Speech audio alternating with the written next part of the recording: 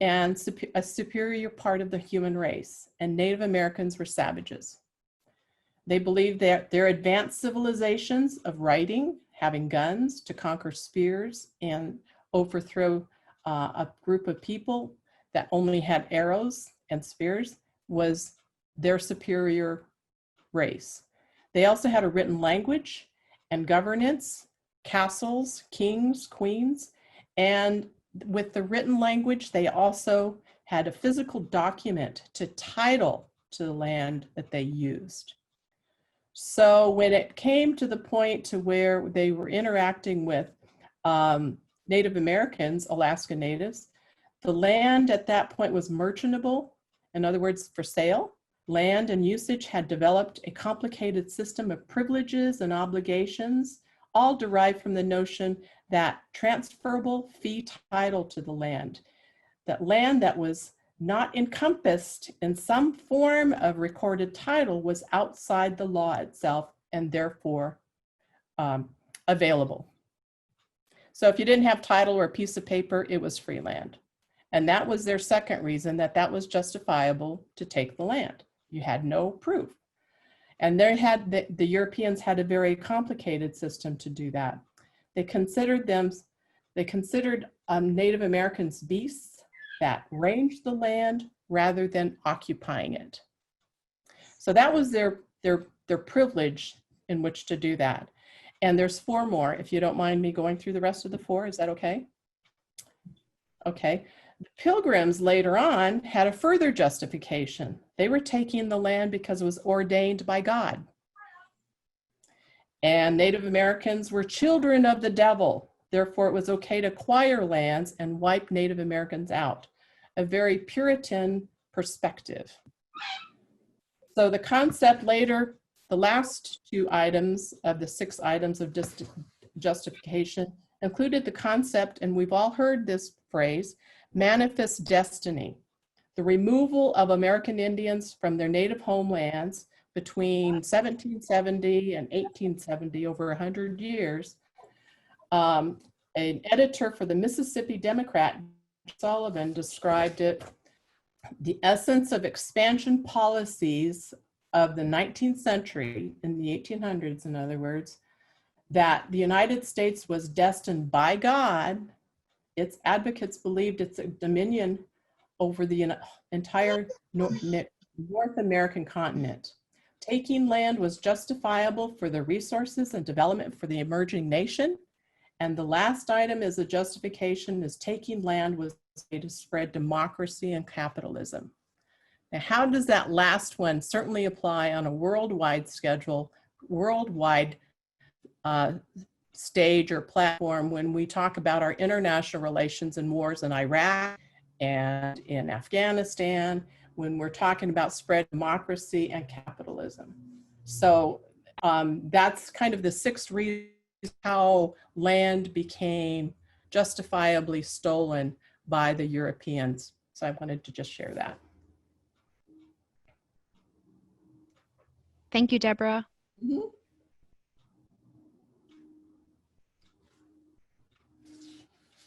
So I would like to comment real quick. Thank you everyone with love and aloha for allowing me to be here today and kind of speak my words. So to answer the question on how the idea of the stolen land shows up in the United States, I would like to take it to today. I really truly believe that it's just brushed under the rug. It's not anything of much importance because of the larger scope of the American process and the American dream and the American ambition. I think today should be a time that people address the issue of how land was stolen and why land was stolen.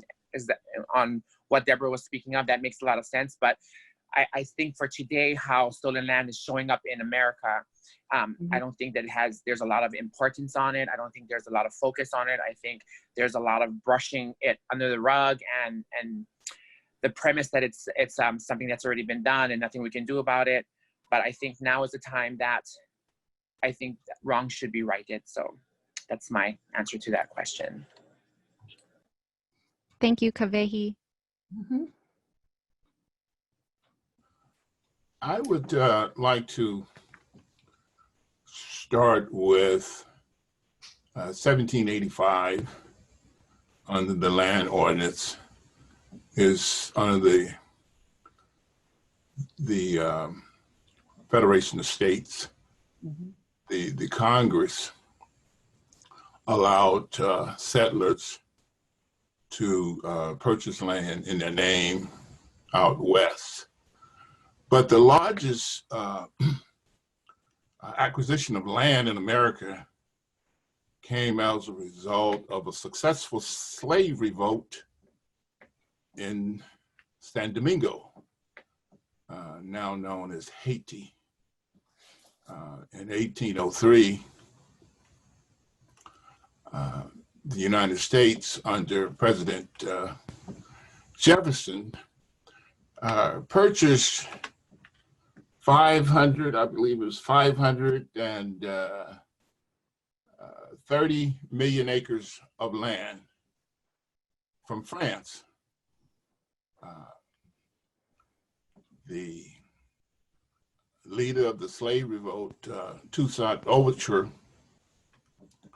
who had beaten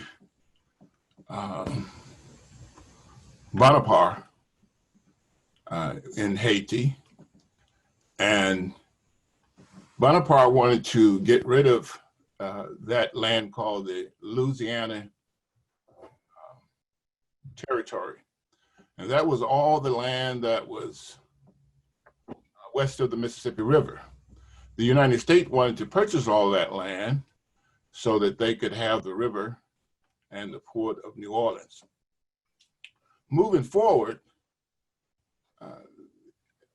as we say in the Constitution, the law of the land. The Constitution is the law of the land.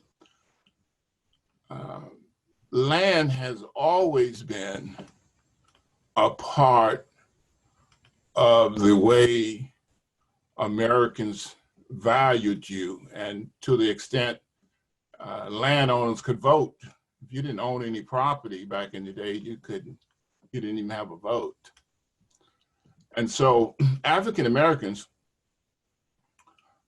after the Civil War, had access to land. General Sherman had issued a field order to allow African Americans to have 40 acres and a mule. And that was in South Carolina and some of the southern states where the Confederate had owned the land. African Americans took control of the land, and they had support of the Union troops up until 1877. And in 1878, the troops, in a compromise so that Rutherford B. Hayes could become president, removed the troops out of the South, and therefore African Americans didn't have the protection. And as many of you know, in 1865, after the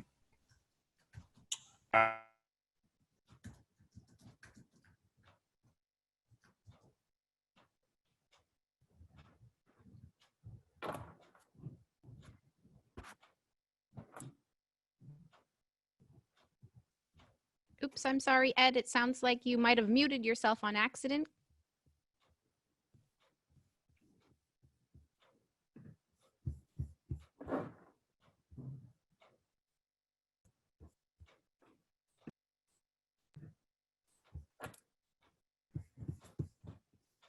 Looks like he's calling in for technical backup.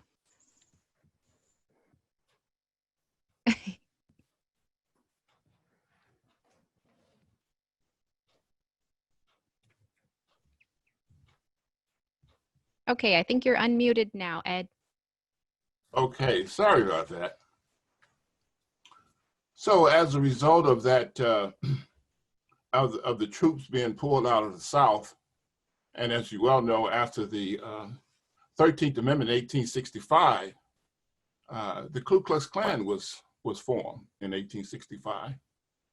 And if you look back through history, every time that there's been an African-American advancement in this country, there's been a recoil from a white supremacist system.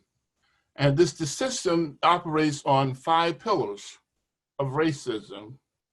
And these 5 pillars that support racism are the educational system, the religious system, the justice, media, and the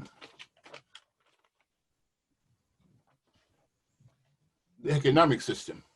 Of course, the economic system is tied in with the vote. Going into the latter years, coming into the 1900s, African Americans lost land again through what a system called urban renewal. Urban renewal was supposed to take the dilapidated areas and revitalize them. And they used a system of eminent domain to take property from African Americans. In some cases, the value was there, but the culture was destroyed. And I come to Alaska. There was an area here in Alaska. It was known as the Flats on East 17th Street, where Shiloh Baptist Church existed.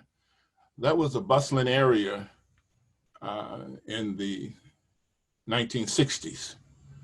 And under the guise of urban renewal, the federal government came in and destroyed all those businesses that was in those areas. And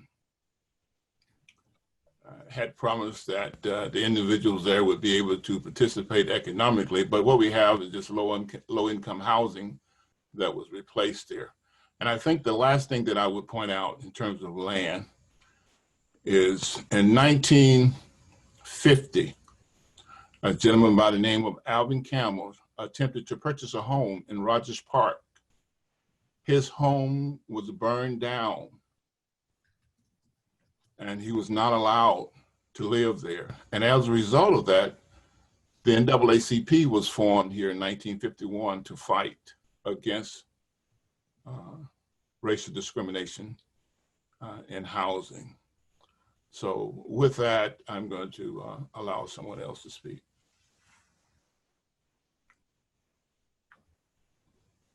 Thank you, Ed. Okay, so would anybody like to add on to what anybody else has said, our panelists? Or can we move on to the next question?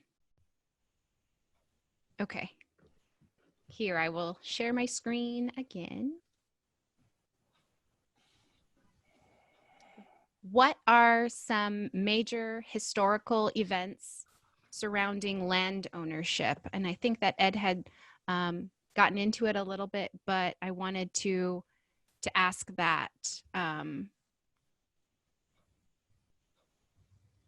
What are some major historical events surrounding land ownership that maybe we haven't learned in school? You know, maybe it's not widespread knowledge, or maybe it's just not the whole truth.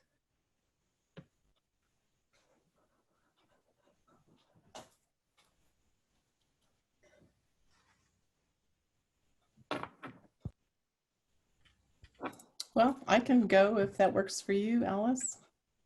Sure. Okay. Well, in my research and when I was teaching this class at WSU, we talked about the changes between the mid 1700s to the mid 1800s. And at that time for Native Americans, the United States government entered into more than 500 treaties. 500. How many is that? That's how many in a year? You know, so 5 a year, that all through the nation, they were making treaties with Native Americans to give up their land and move to reservations. And all of these treaties have since been violated in some way or outright broken by the US government, while at least one treaty was violated or broken by Native American tribes. Only one, but all the 500 were violated by the US government. So there was for instance, Andrew Jackson, and I know that Ed was just kind of speaking about the time period when he was president. Andrew Jackson was the person that was probably the most notorious in terms of his policies, and particularly as it relates to the Indian Removal Act that Jackson had done.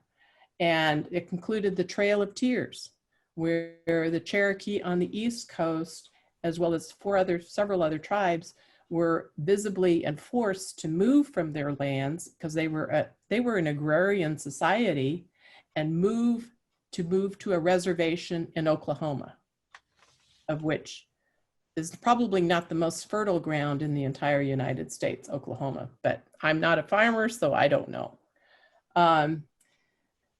And there's other examples in the Pacific Northwest where Chief Joseph of the Nez Perce Indian tribe, he had to surrender and move to a reservation. And there's many, many examples of this, and these are some of the major events that affected tribes throughout the United States. But when we look at Alaska, I think there's two major events. The first major event was when Russia sold Alaska to the United States. They did not sell the land.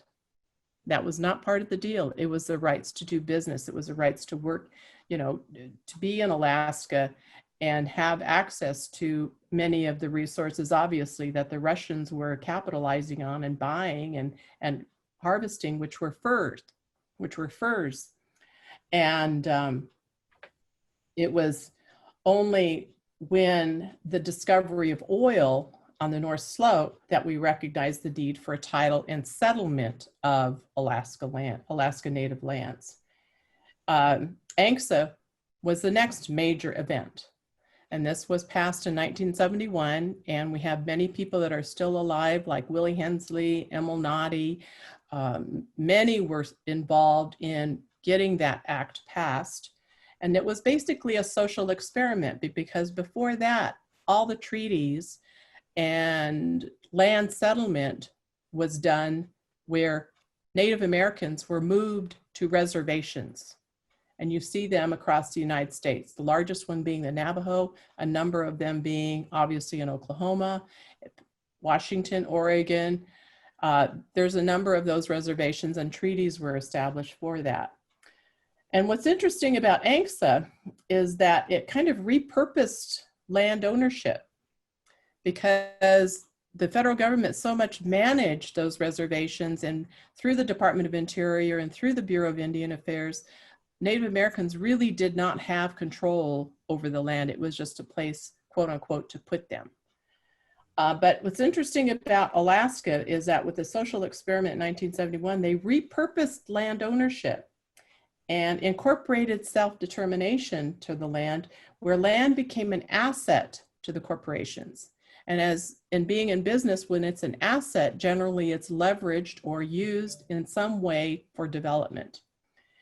And you don't see that necessarily on reservations, because the government controls everything as far as development. And this corporate structure serves as a vehicle to integrate land and resources into the broader economy, and then adapt Alaska Natives into a more modern lifestyle focused on economic self-determination involving the broader economy. So that was a major event surrounding land ownership, and only the corporations own it and not the tribes.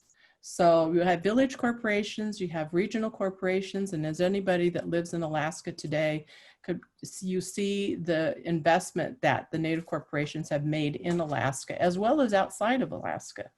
So what happened is that it created an opportunity for certainly business development, but also an opportunity for future generations to become investors in the Native corporations through workforce development or through, being a shareholder.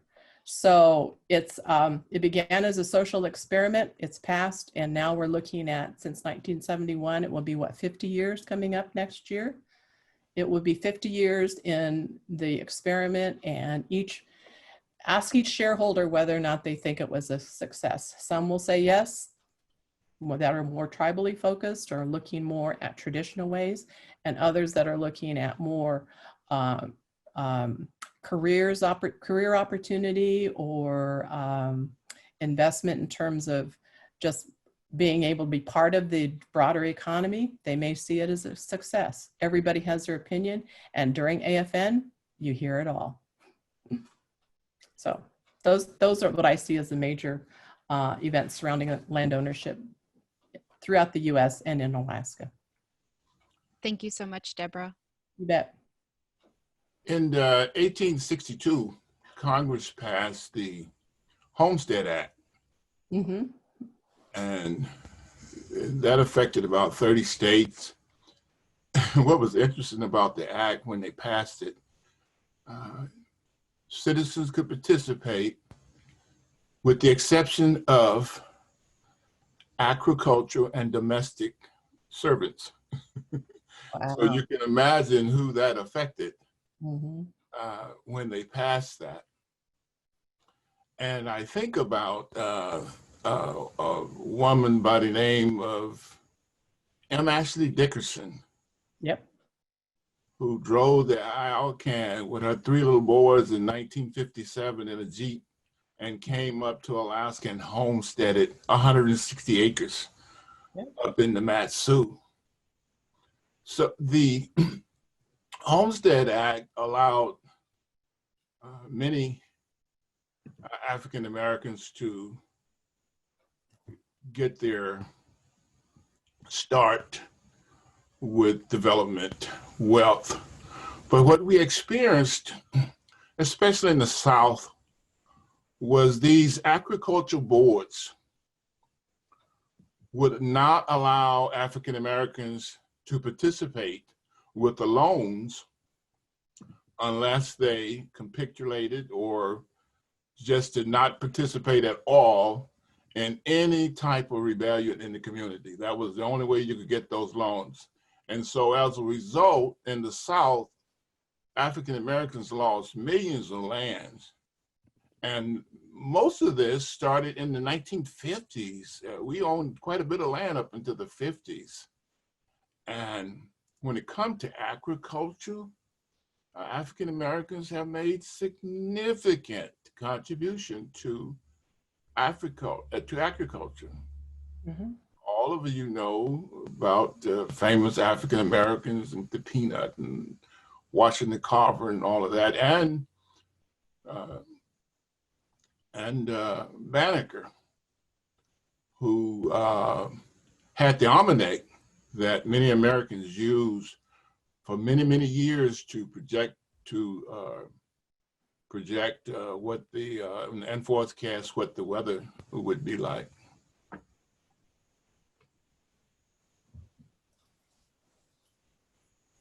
Thank you, Ed. So just to add on to the Homestead Act and my experiences basically with situation in Hawaii, the Hawaiian Homes Act wasn't even enacted into 1920, where allotments were considered for the Hawaiian people and understanding that land was needed to be set aside for our dying race. And so when I look at the allotment for the land, like the events that surrounding the land ownership, I kind of project or what I focus in on is how the ceded lands in the islands of Hawaii was taken when the overthrow of Hawaii happened in 1893, and the provisional government was set up. And what I see is that the ceded lands that was under the control of the Crown was given to the provisional government, which intentions were to help the Hawaiian people because we don't have an ANVCA, we don't have federal recognition. So I believe that our people in the islands, their trust was put into the provisional government, and the ceded lands that were set aside by the Hawaiian Crown to sustain the Hawaiian people was now sold in Waikiki, and that's where the Hilton sits on or the Sheraton sits on, and our people is not getting any of that kickbacks. We have no corporations to represent us, and I think it's really sad when I look at the major events as far as the ownership of majority of the land in Hawaii, where the state of Hawaii has really taken ceded control over that land and is not really providing for the people. So it's unfortunate when I hear about the ANVCA and other efforts to keep Native people sustained. When I look at our own culture, and I look at our own on how America has treated the Hawaiian people, I can see there's a big void there. So it's really sad to see that. Thank you for sharing. I'm going to share my screen again and move on. Okay, well, actually, here, let me stop my share. I forgot to ask this question prior to that one. And it is, I would like to ask you all to speak a little bit about connection to land, and how does land ownership or connection or relationship with the land, how does that influence identity and belonging and place? And, you know, can you just speak a little bit more about that connection to an inherent connection of people and land? So this is an easy one for me. So I know that as you look around the cultures of the world, they're connected to the land that they belong to, and their identity is almost biological. So it's a huge deal for a Native culture, a Native population, to lose control of the land, to no longer belong to the land, to no longer sit upon the land, to no longer be able to work the land, to prosper on the land. I think when the land is taken away, that is one of the first destructure of a culture, on top of the language, on top of any type of practices that the culture uses to identify themselves as. So I know for a fact that when land is taken out of the equation, you will see the deterioration of the culture in one way or another, and a lot of that stability and that trust is lost when the land is no longer part of the control of the culture or the society. I agree.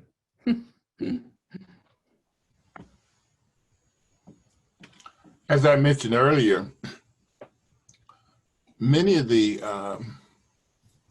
small towns and communities where African Americans lived that and thrived there and had their identity associated with it, urban renewal, but prior to the urban renewal, there was the lack of participation by the system.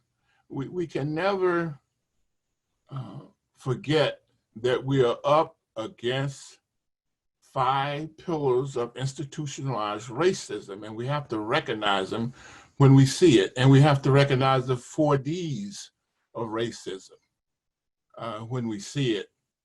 And it started with dismissal of you. Mm-hmm. And after this dismissal is to discredit. And then after you're discredited, they demonize you and then destroy you. But you have to recognize with these 4 Ds, when they are in effect, because they will ultimately lead to the destruction of you. And you have to recognize that when you see it. Seattle and in many areas there where African Americans had businesses. The white society, and I'm not going to use the word white society. I like to stick with the government, because many white Americans are not aware that they are even participating in the system, except the privilege that they get from it. But they don't see themselves as participating as a part of the system that's set up that they benefit from. And so it's the government that has perpetuated the system, along with the religion. First there was the Bible, then there was the gun. That's how the West was won. The missionaries would come out and soothe you and get you all comfortable and tell you how great God was and how God was going to protect you. And then after that, the military came in and took over wherever you were. So those 5 institutions of racism, the media, the justice system, the educational system, and the religious system, we have to be conscious of those and how they affect our culture as it relates to the land and where we reside.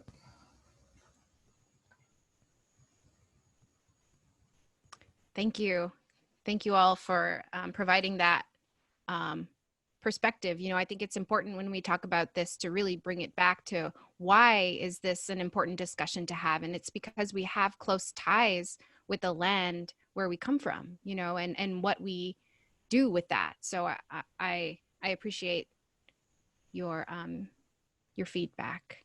Okay, and so here we can move on. Let me share my screen again. Okay, Alice, could I just add something to that? Sure, please. Great. I just wanted to share that for the Dena'ina culture, we saw everything as, whether it be organic or inorganic, alive or not, as having a spirit. And I think the Hawaiian culture probably is very similar to that. In other words, whatever's on the earth is human. And we prayed to everything. So it was part of us. It was always within us, and it was always around us. And so we took it in as an equal, not less than, not more than, but part of us, and we prayed together. So we saw the land as being something that is important to our culture because that's what helps us survive. And we respect that. It's about respect. And sometimes I think what happened in the European model is that land was used as part of an agrarian culture, so to speak, under a fiefdom with authority. So it really was not a spiritual element to their existence. For us, it was. Very well said. Thank you. Okay, thank you so much. Here, moving on to our next question is, how are land and economics connected?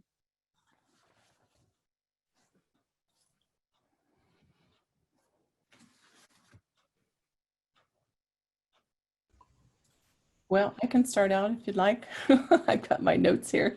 I don't have a lot written down here because so much of it we know, but what I found is that land areas have unique characteristics, resources, landforms, ability to access food, shelter, fish, gold, minerals. The land is many, many things. But the economics are connected through trading and achieving wealth through trade of resources. Each unique area of land that produces that. So in Alaska, it was the Russian fur trade. It was the fur trade that started the trade. But believe it or not, even before that, the Dena'ina people, particularly the leaders, the Keshkas, gained wealth and notoriety and respect by acquiring goods to trade with other villages. And that trade happened as part of commerce.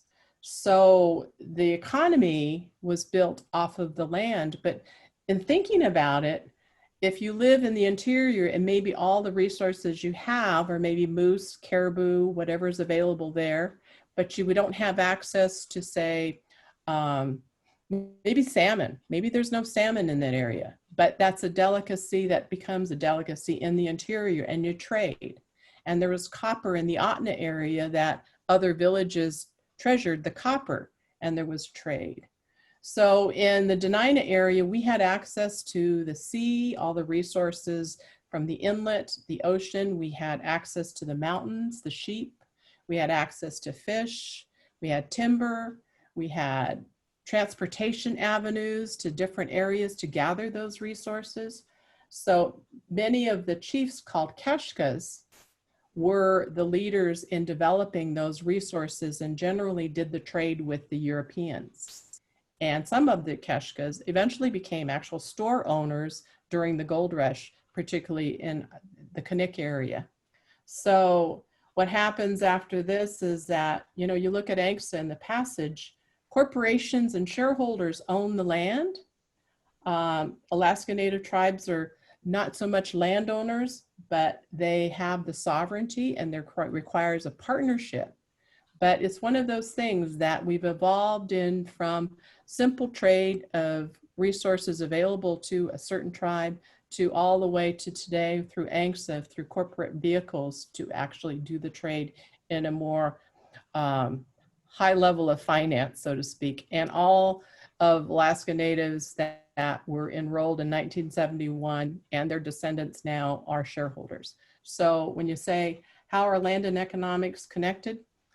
Particularly under ANVCA, they're connected today. Yeah, so I agree 100% with Deb. I think, Debra, in the past, our people would look at the value that the land brought to the people, and we would all trade or be glorious with whatever the land could provide for us to sustain. But when I look at that question and I pair it to today's economy or today's economic possibilities, I believe that the land has huge value to whoever owns it.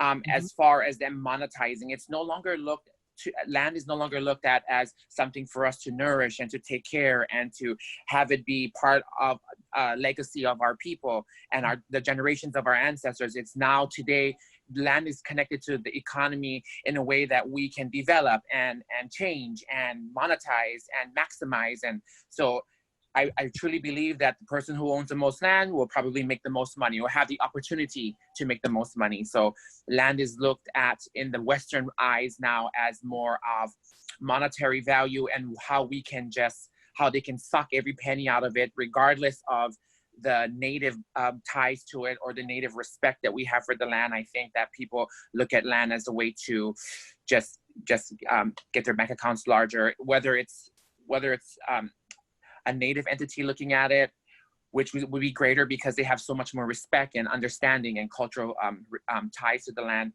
or if it's corporate America trying to monetize a situation. So that's my thoughts to answer that question. Land has many resources associated with it. In many states, individuals have owned land and discovered resources under the land, became wealthy as a result, especially in places like Oklahoma and Texas, where they owned land and the oil was discovered on the land. So with land, you have your property rights. You have the rights to use it. And in some cases, you might have a special location near the water that you can derive income from the use of that land for recreational purpose, for allowing individuals to use it recreationally. Land can be transferred and sold for other goods. So land is definitely a part of wealth building because of all of the many opportunities that exist for an owner to either develop it or to allow it to just increase in value. And also there's the what they call the surface rights, and then there's the air rights, and there's the rights above the land and below the land and on the land. So there's many economic benefits to the land ownership. You can even charge individuals from flying over your land, so, or restrict them from flying over your land. In some cases, we have what they call locked land. So you might have a piece of land and another person has to cross your land. So they have to compensate you for those easements too. So there are many values to owning land. Well, you know, in reality, all wealth derives from land. There is no other source except today, except perhaps wind and solar. But all the relocations that have been made in the South were made because people wanted the surface value of the land and even sometimes the mineral value. And so they gave you poor land.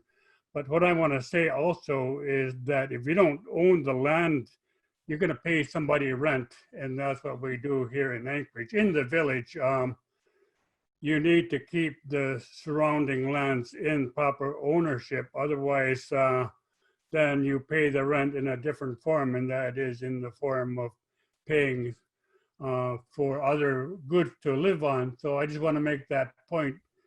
Land is everything, and I want to go back to the point people were talking about before. What land means to the individual depends on your perspective, and primarily it depends on if you're in the village. There's a definitely different value to the land as compared to living in Anchorage. And I want to say that one of the things I feel good about the Claims Act is the village have owned most of the land in the immediate surroundings and have concentrated their selections around their community. So they have pretty much control, at least on the surface use of the land. As to subsurface, that goes talking to the regional corporations.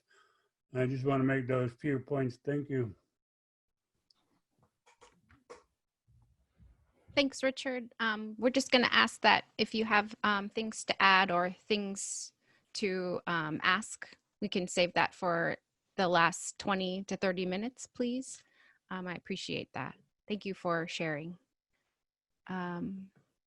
Moving on, I'd like to share my screen again to go to our next question.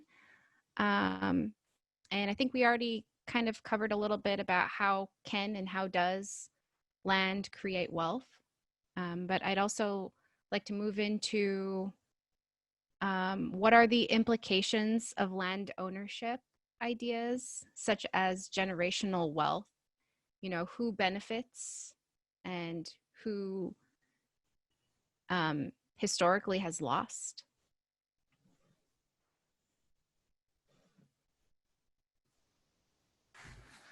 Besides your own subsistence for land for your family, it is a connection. People that own land can tell you more about their history than those that don't. They have historical perspective from the stories that are told from their ancestors about what happened on those lands. There are events when you own land and you share it with family, whether it's subsistence living for your family, or whether you decide to build something on it. So there are memories that that are associated with land and your family. I think it gives you a sense of pride about who you are, because you're not encumbered with a lot of the things that affect you socially when you have your own environment to operate within. You can go into your area and practice your lifestyles as you will and enjoy the fruits of the land.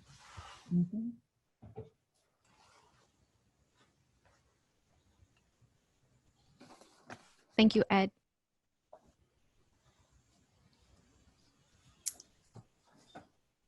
So I'll take a shot at that question. So the implications of land ownership, I think that gives a person or a family or a culture or a village, a sliver of our culture, it gives them pride.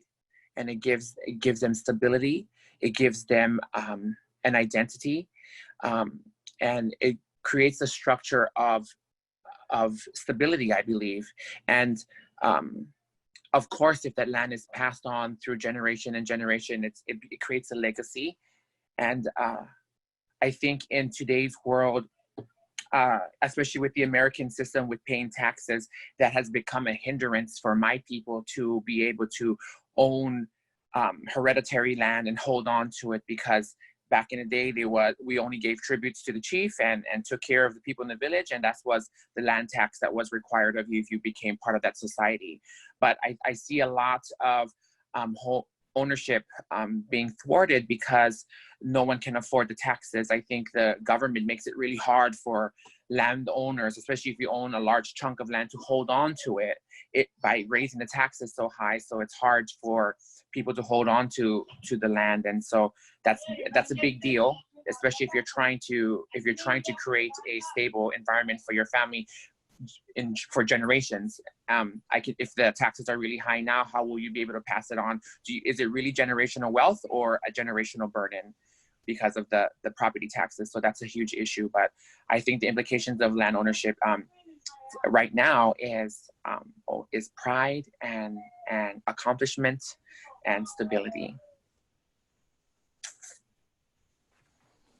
Okay, I agree with both of the presenters. And I just like to add, and I think that we've talked around this, it's how you define wealth for yourself, your family, and community. It's defining wealth. It's not always monetary. It's wealth of family relationships. It's wealth of safety. It's the wealth of knowledge, of the history. So the wealth, is not money necessarily. And if it is, then maybe you're losing touch with, your community and your values, because wealth to me represents what your values are. And if you value, your family, your community, the land, and it's something that's very important to you, then you will take care of it. And that is your wealth. I think that for future generations, when we talk about the implications of land ownership, we need to certainly share what our values are as a community or as leadership. Because if we lose those values, we become possibly a community that is just using the land or using the people to gain wealth of monetary sort. And I think we need to reevaluate what our cultural values are and place emphasis on those values to our young people. And particularly in Alaska, you're looking at, you always have to strike a delicate balance. And I know board members through all the different regional corporations, village corporations, they have to look at certainly the tribal aspect, the community aspect, and certainly the development aspect. But certainly my hope is that it's always based on the values that people all support. And it's those values that guide you going forward. And it's those values that our future generations are going to benefit from or lose. So it goes back to defining wealth in different ways. One of the things that with land and ownership, those 5 institutions of racism, pillars of racism that I mentioned, we have to be conscious of the images that are projected about who we are to our young people. That's right. I think about in Anchorage downtown, there's a mirror up on the wall there, and I think they have 4 white men up on it. Mm-hmm. And that land, there was an African-American woman by the name of Zula Swanson, and her backyard was Goose Lake. That was her backyard. But she owned that land, a lot of that land downtown, and where those mirrors were, and where she sold her land to J.C. Penney's. If you Google her in 1969, in Ebony magazine, it's 1969, Ebony magazine, Zula Swanson, She was one of the richest women in Alaska at the time with land ownership. She owned over 20 properties. But when I go downtown and I look at that mirror and I think back in the early 70s, the church that is over on 36th Street now, American Baptist, what is the CME Church? It was in the heart of downtown. I believe it was on 6th and G or 4th and G or something, 6th and G or something like that. Shiloh Baptist Church was downtown. All of those properties through the urban renewals got moved out of the downtown area. And now when you go downtown, you wouldn't even think that African Americans had ownership to all of those properties in the downtown area. And so we must continue to tell our story to our young people so that they can have hope and know from which they came. Mhm. Thank you. Thank you so much for sharing that. I didn't know that, so I think that's valuable. Mhm. I'm going to move on to our final question, and then from here we can go into a Q&A. So I'm going to try to share my screen again. Okay. How does land impact quality of life?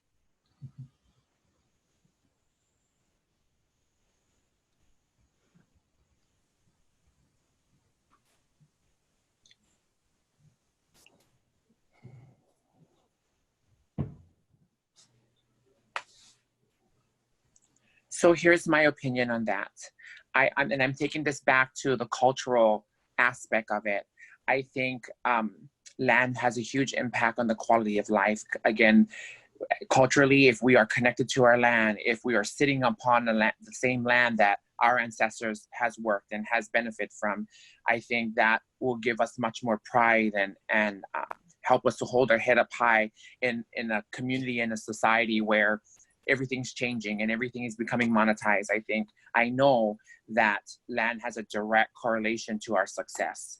If you have a place to call home. So I visited like a few of the Polynesian nations. I've been to Tonga, I've been to Samoa. One thing that was really unique to me is that no one was homeless. There was not one homeless person. And here in Alaska, I've worked with the homeless community for a really long time, and that's my passion. But it was odd that no one was homeless there, and everyone was, even though they had so little, everyone was so prideful, and so not prideful in the bad way, but prideful because they were honest, hardworking people. And to me, I think that what I could find was the common denominator is that they sit upon the same land that was given to them from their ancestors, and the pride that comes with that has allowed them to take everyone in. No one is homeless, and with that, it gives someone so much, it gives a lot of foundation for someone to stand on. You don't have to be the smartest person in your family. You don't have to be the most educated, but if you have a place to call home and some place that you identify with, that is half the battle. And so culturally speaking, I believe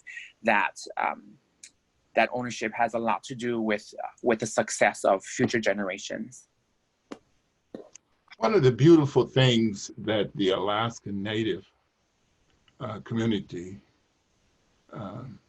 do, and 30 years ago, I don't recall going to a meeting and then acknowledging the land.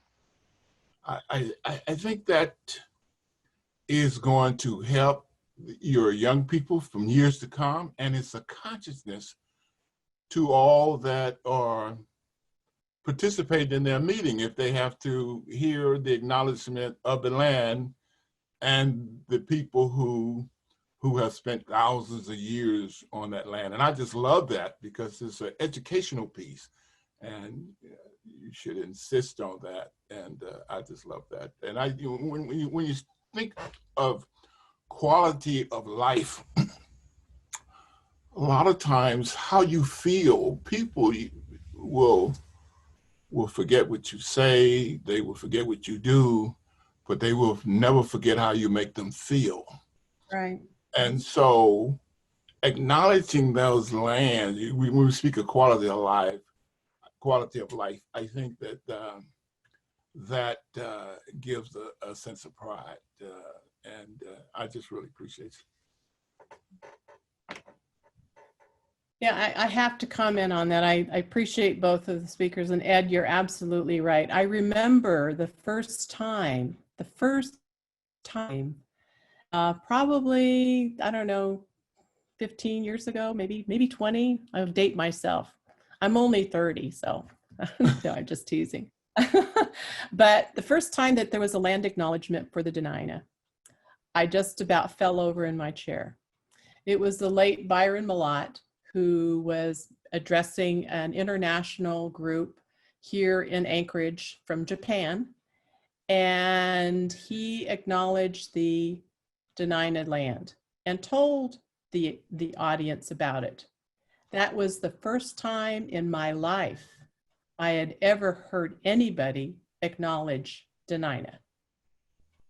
And like I said, I'd lived here all of my life, and my pride went soaring because, as you'd mentioned earlier, the 4 Ds, diminished was one of those items that we lived under. You see a sign to say that we all died from the flu, but my goodness, we're still here. My mom is still here. My sisters are still here. My friends are still here, but we were never acknowledged. But I have I thank Byron for doing that, because it just imprinted on my brain that it was an acknowledgement that we exist and we've not disappeared. And that was so incredibly important after living in the massive amount of change in population immigration into Anchorage over a short period of time, that we just moved aside. We were the welcome mat, so to speak, and we moved out of the way. We moved our fish camps. We no longer can fish from our fish camps at Chester Creek, Point Warrenzoff, to some extent Fire Island, which is all in the areas around South Central. So when you talk about how does land impact your quality of life, when you own it and your culture is so much a part of it, and you want to see your sons and daughters live on this land and learn the history and be prideful of their heritage, it's tied to the land. And Dena'ina, as I'd mentioned earlier, felt everything had a spiritual component. And when it's a spiritual component, it's part of who you are. And that was the most important thing, is to say, you're of this land and we see that.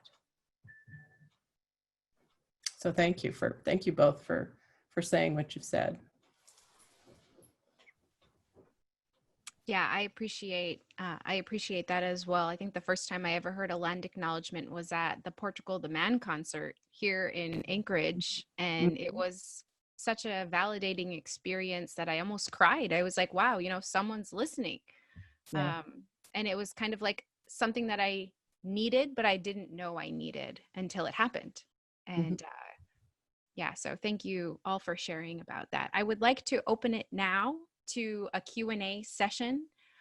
So if any of our listeners would like to ask a question, please do it one at a time. I know it's kind of awkward over Zoom. And then when you're done asking your question, please mute yourself again so that we can keep all the noise down. Hi, this is Dorothy Shockley. Hi, Dorothy. Thank you for this opportunity. Thank you for this time to share and to learn. I'm very appreciative of this.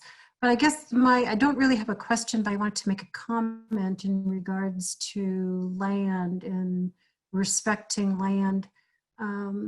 Some years ago, our past president of TCC was living in this area, but he was originally from the lower Tanana area around the Tok area. And he, because of his respect and tradition, he chose not to hunt in this area, but went home to hunt in his area. And I think that's something that was very well respected. And today we are inundated by people in our area who do not respect that and think that they can just go anywhere and hunt and fish. So I just wanted to make that comment. Thank you, Dorothy. Would anybody like to respond? I would like to. I want to say thank you to Dorothy because I feel the same. Like I'd mentioned, we've had several fishing sites around the Anchorage area. My grandmother fished on the beaches just below J Bear, and that was her fish camp. It was ultimately torn down, and she went back to a building that no longer existed. It was basically in shambles. And as you look at the different fish sites from Point Possession to Point Warren's off, as I'd mentioned earlier, we don't fish there anymore because we can't.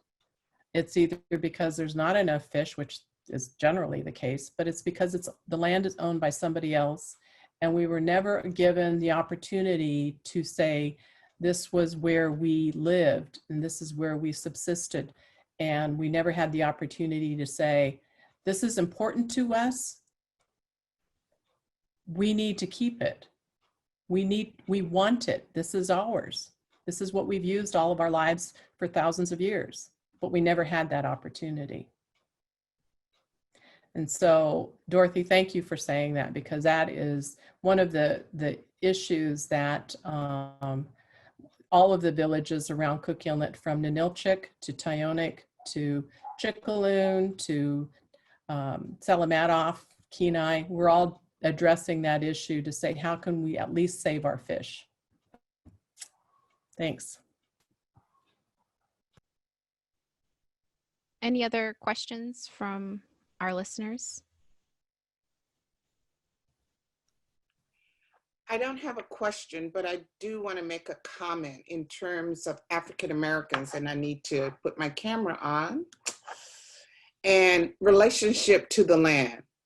Because what we know about history, certainly for African Americans, they were brought to this land for the primary purpose of cultivating and working the land for economic gain. And that thread, that's the foundation, you know, after it was taken from the American Indians, okay, now we want to build our wealth. And how will we build our wealth? We will build our wealth by bringing people across the sea to build the wealth of this country. And so the basis and the backbone, and other cultures, yes, I do recognize were a part of that enslavement and the foundation of this country's wealth building was taking Africans from their homeland and bringing them to this land. One of the things that Ed talked about, and I won't go through all of it, certainly after slavery, that African Americans were given a mule and 40 acres. And many of the, except for in my family, that was stolen from African Americans, and many of them did not get it.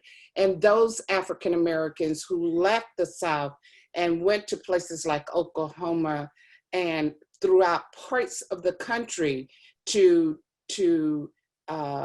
establish themselves on other land, people, we just heard about Wall Street and Rosewood, where people came in, destroyed the homes, and took the land. So this whole idea of how land is tied into so much of who, and I might add, the Alaska Natives were smart about it in terms of some monetary value for taking the land.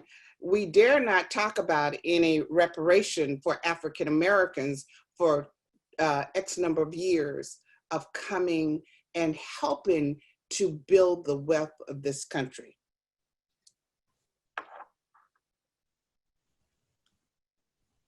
Thank you, Shirley. I would like to mention the divide and conquer tactics that are used among people that have the same social and economical status to pit them against each other. And again, you are either dismissed or not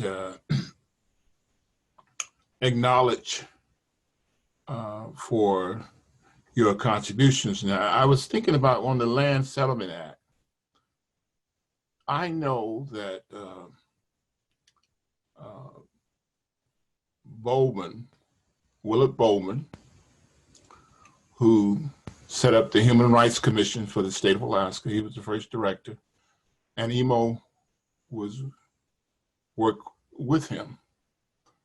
And Willard Bowman made a great contribution working with Emo for the Land Settlement Act, but that's never acknowledged anywhere because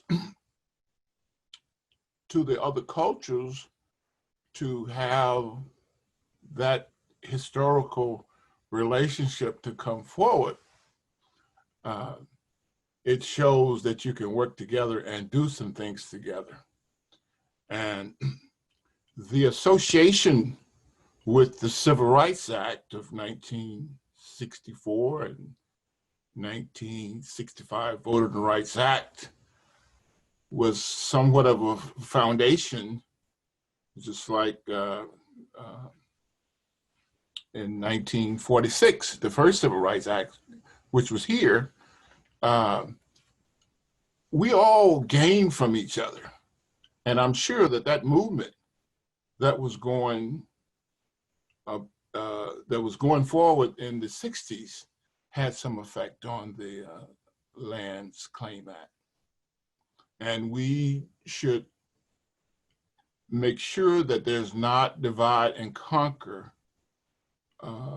between our people who have those same things that they have to face with a white supremacist society.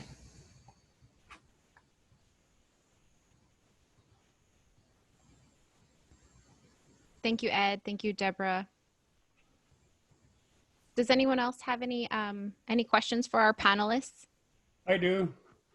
I think a young person needs to understand where he came from, his history, back at least 250 years, needs to understand the land. They need to hopefully have some sense for their language. So my question is to the panelists, where is the best and how can we do that, and where is the best place to start? Is it to start with history and English or language or talking about land? That's a very brief question. Thank you. I think one of the things we need to do is to have our young people read to the elders and have the elders share with them. And by having young people read to the elders, I remember when I grew up as a young man, it was not the television, it was the stories that the elders told. I could sit around, it was almost like watching a movie. I could sit on the porch and listen to them tell about things that happened years ago. And so there was a connection there with me to what had occurred in our society through the stories that they told. Our young people, a lot of them are not reading enough. And as you know, I know it was against the law for African Americans to read before the 1865. They would kill you for attempting to read. It just broadens our horizon, and we need to encourage our real young people to read to the elders little stories, and then there's an interaction there, and because the elders are going to tell them a story. It's just a part of who they are. They're going to tell the young people's story, but the young people will get that, build that relationship through reading to them and broaden their horizon just by reading and knowing something about the culture.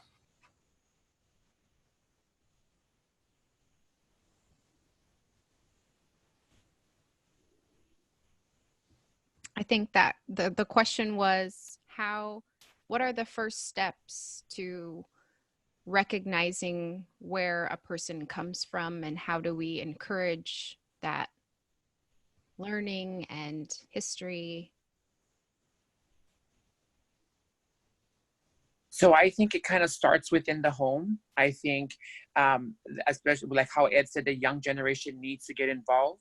They need to listen. There's a lot of knowledge that is waiting for us to obtain from our elders if we just slow down and listen and understand our priorities. So in my household, my children love to play video games, and when they ask me to stay up, they want to stay up a little bit longer when it's school time, you know, and the deal is if they stay up a little bit longer, we're going to read a Hawaiian legend, or we're going to talk about something that my mom went through, or something that I remember my mom talking about her mom going through, and that's the only way that they can stay up late and a little bit longer, not late, but they have to go to school. But so then they start asking for more, where the video games get put down to second, you know, and then they want to know more about our culture.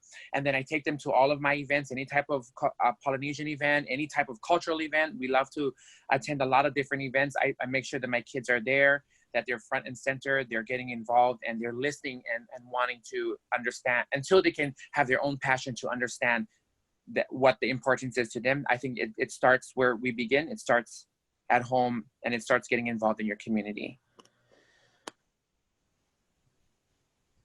Oh, this is Deb, and I think that's a great question because certainly in the Anchorage area, we have access to a lot of our villages, the friends and family, and that they're close. In other words, for many people living in Anchorage, they're from other places, and family may be from other places. But generally for us, they're not that far away. And what I do, I have a 21-year-old son now, and when he was growing up, we talked a little bit about the language. I certainly was learning myself. I don't know my own language, but I do try to speak it and introduce myself in my language.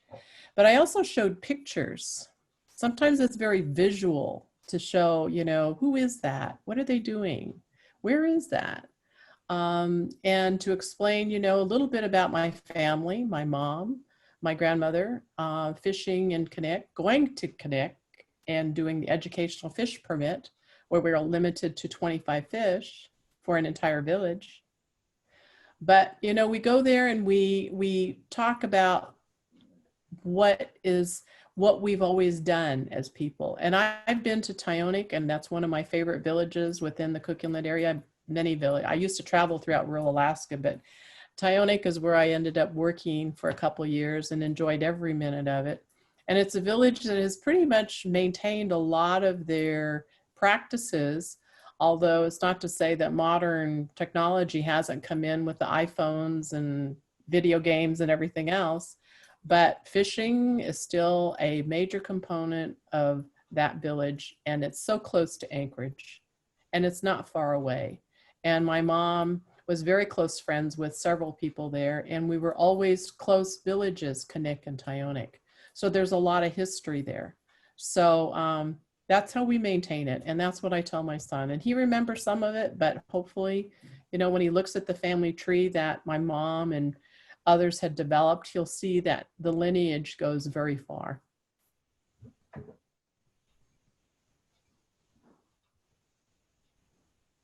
Thank you, everybody. Oh, I'm sorry. Yeah, my name is Khalil Nuruddin. I have a question. Number one, I want to thank all the sponsors for this very rich experience and all the panelists. But I do have a question for how was the land or claimed or territory ownership prior to the Europeans? Well, how did clans identify what was their hunting grounds or lands or fishing sites and et cetera prior to the Europeans? I can answer some of that, I think. I know as I was reading information in preparation for this panel discussion, I was reading how the Dena'ina were very, we got along with a lot of the people north of us. Otna, we traded with Tyonek, a lot of similar languages. But it's interesting, and Edgar, you're on here right now, and I know, you know, that we were not quite as close with the Kodiak, Alutiiq, and Eyak. There was a different culture altogether, and there were wars. And it had to do with, you know, stealing slaves or women to become slaves or men to become slaves. And there was a lot of just, you know, territorial elements to it too. And when the Russians came in, they never really went up to Upper Cook Inlet because the Dena'ina were very much protective of their area and their hunting and fishing areas, simply because there was, you know, that was their area. And further south, there was more integration with the Russian community. So it's interesting how I thought of the same question that was just asked as I was reading through the material. Did we own land? Not really, but we practiced it for purposes that was for protection of food, for protection of shelter, and protection of family. So that's the way I kind of looked at it. I don't know, I'd like to open that up for discussion to say, well, is there agreement, or is there something else that maybe I missed? I don't know. Debra, would you agree that it still happens present day and it's not so past tense, that is something that Alaska Native people still experience? I would say so, you know, because it's, and I can say from my perspective, seeing the changes that we've experienced in Anchorage with the incoming of the gold rush miners, the military, transportation, roads, railroads coming in, and then oil came in. So all of these things over the past 100 years has impacted the community of Anchorage and the people originally of this area immensely. We don't speak our language because it wasn't practiced anymore. And our fishing sites, as I'd mentioned, we don't have anymore. And for some families in other parts of Alaska, they would never think of losing their fishing sites or their hunting areas because it was accessible to them. Well, it's not accessible to us anymore. So when you talk about territorial and ownership, yeah, you may not visually, or you may not think you own it, but you know, when you lose it, you know you've lost it. And that's a pain that's almost unbearable.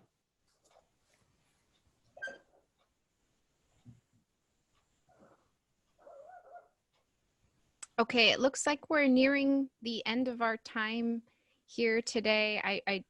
I just want to make sure to thank our panelists for showing up today to speak on some of these difficult but important issues to talk about.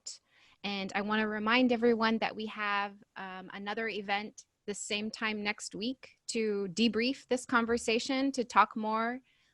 We have a couple of resources, things to read, things to watch, things to subscribe to, or, you know, just some resources that you can access before our next debrief meeting so that we can kind of digest what we've heard today, and then also to reflect. And some of the questions that we have prepared for this debrief are, how has this time been for you? What are you unlearning? How do you need others to support you during this time, and how are you supporting others?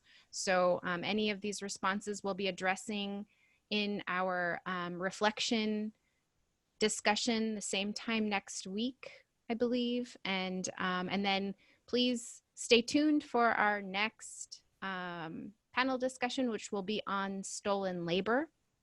of the United States and Alaska. And so I think I can share.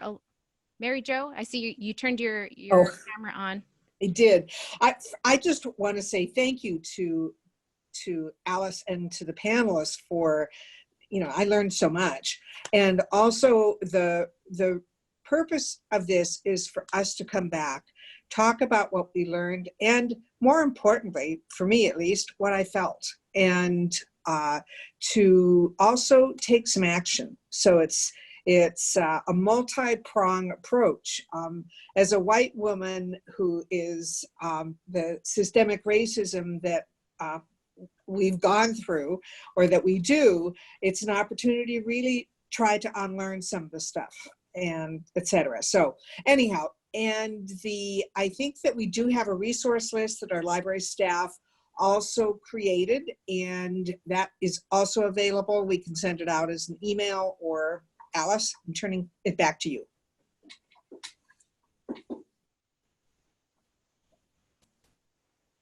Okay, I just wanted to share some of our resources here. I'm going to share my screen again to the PowerPoint presentation.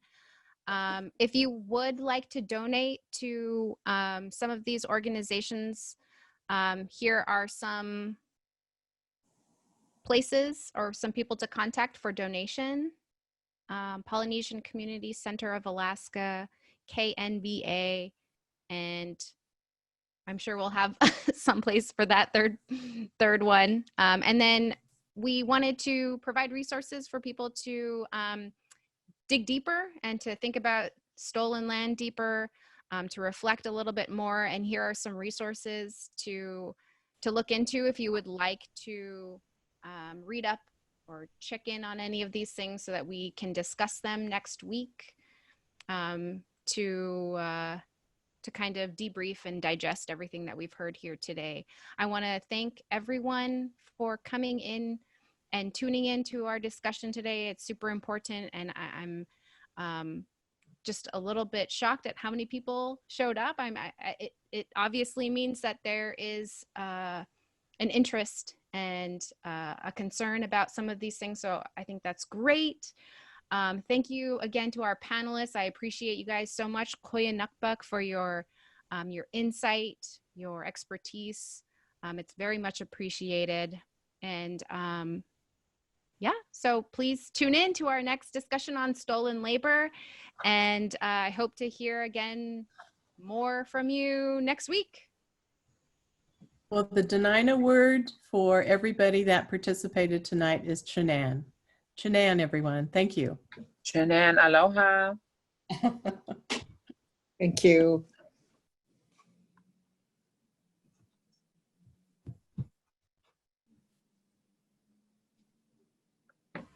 Thank you. Chanan.